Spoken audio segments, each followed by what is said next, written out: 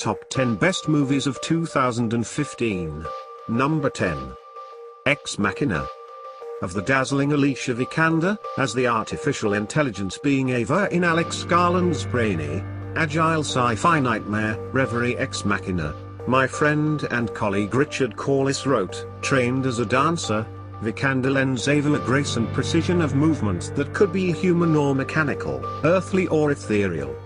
And then, in his quietly spectacular way, Richard nailed the essence of her character in a single pirouette of a phrase, a spectral eminence yearning to be a woman. That is how you capture the everyday beauty of movies, a pleasure both ephemeral and everlasting. Number 9. The Man from UNCLE. Guy Ritchie's riff on the Cold War era TV show is an old-school pleasure, the kind of light spy caper that's as rare these days as a pristine vintage Courage's mini dress. In this three-way flirt fest, a trio of extraordinary-looking spy types, played by Alicia Vikander, Henry Cavill and Armie Hammer, revel in one another's style and charisma, and that goes for the men, too. Once we've lost our taste for beautiful people, the movies really are finished. Number 8. Creed.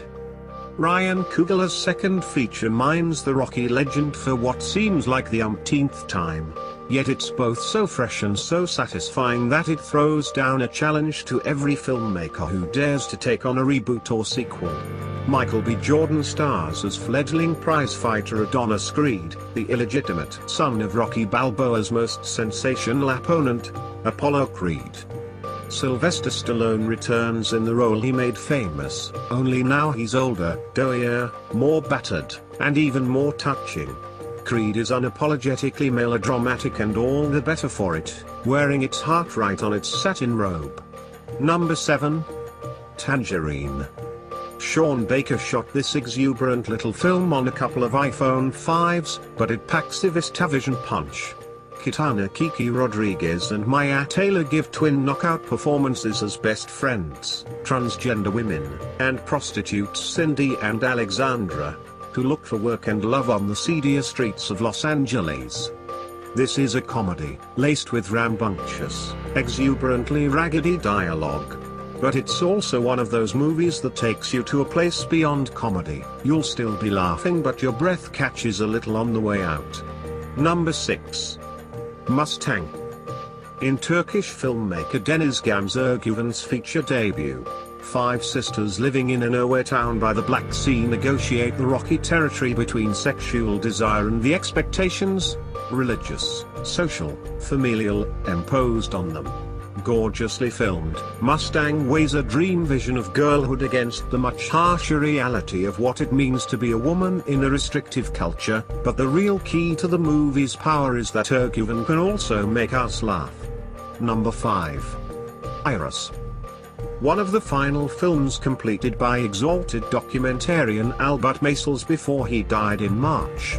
This portrait of the extraordinarily stylish nonagenarian businesswoman Iris Apfel is also a celebration of the revivifying power of creativity, and a reflection on the workaday joys and annoyances of long-term partnerships.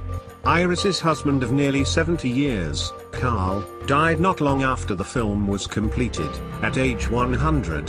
Apfel states that she likes being in the world and of the world.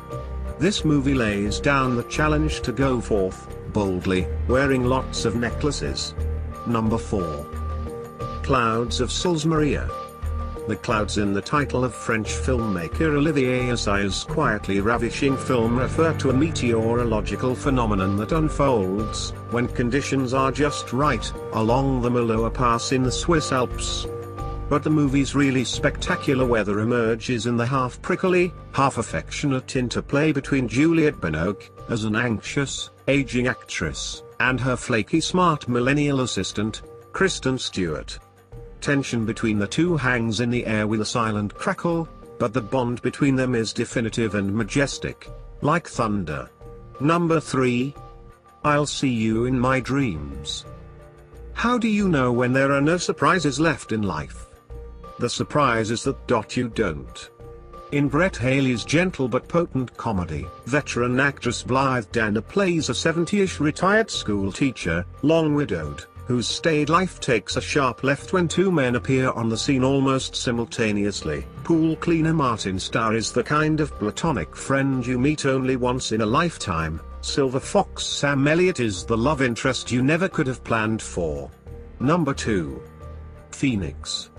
German actress Nina Hoss plays a concentration camp survivor whose disfigured face is rebuilt by a plastic surgeon. If only reclaiming her old life could be as simple. The husband she still loves, played by Ronald Ziefeld, chilling in his seemingly benign allure, has presumed her dead and now doesn't recognize her, though he's not above using her as a pawn in a deceitful inheritance scheme. Director Christian Petzold has given us a noir romance of vast, bruised beauty, stylish on the surface but capable of cutting deep. Number 1. Spotlight. In Tom McCarthy's urgent, rolled-up shirt sleeve of a movie, detailing how the Boston Globe uncovered a hydra-headed sex abuse scandal within the city's Catholic archdiocese, reporters don't just work the phones and trawl the web. They actually leave their desks. Though it's set in the early 2000s, this isn't a picture about how journalism used to matter, but a reaffirmation that it must always matter, whether the story emerges in ink or pixels.